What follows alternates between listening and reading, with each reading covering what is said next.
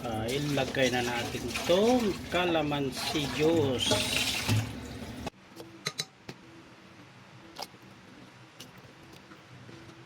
Luya, sibuyas. Pulo na. Isunod natin ang ating bangos.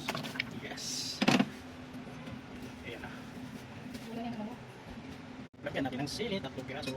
Ayan, sinusunod natin yung sitaw. Lutong-luto na yung gulay. Ilagay na natin itong calamansi juice para pampalasa. Ayan. Pwede na natin itong hanguin. Ikaw, gulay kayo dyan. Ayan.